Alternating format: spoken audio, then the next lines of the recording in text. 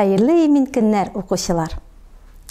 Алдагы дәрестә фонетика бүлеген өйрәнә башлаган идек. Шушы эшебезне дәвам итәбез. Татар телендә сузыкларга кагылышлы тагын бер кагыйдә бар. Ул сингармонизмның икенче төре, ягъни ирен гармониясе. Бу кагыйдә барлык сузыкларга да кагылмый. Бары тик ирен катнашында әйтелә торган о һәм сузыкларына гына кагыла. Бу кагыйдәне өйрәнгәнче, татар телендә сузыкларның иренләшкән һәм иренләшмәгән төрләргә бүленүен карап китик. Иренләшкән сузыклар ирен катнашында әйтелә. О, у, ü. Иренләшмәгән сузыкларны әйтүдә иреннәр катнашмый. А, и. Ирен гармониясе күзәтелгән сүзләрдә иренләшкән о һәм сузыклары алдагы ижектәге авызларына йогынты ясыйлар.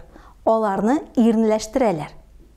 Борын, колын, болыт, бүтін, төтен, сүртен.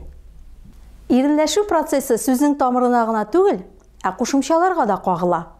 Борыны, колынлы, болытлысы, бүтіні, төтінлісі, сүртінсін.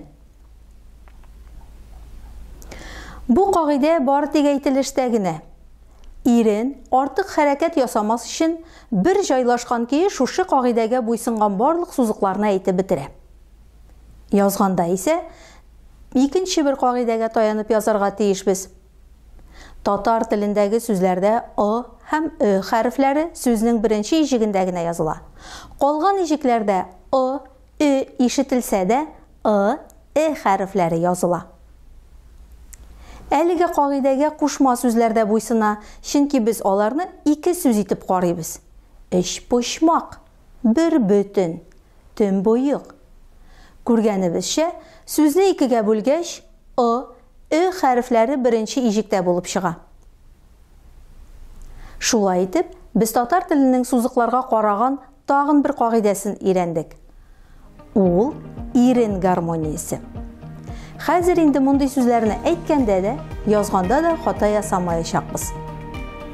Игътибарыгыз өчен рәхмәт. Киләсе дәрескә кадәр.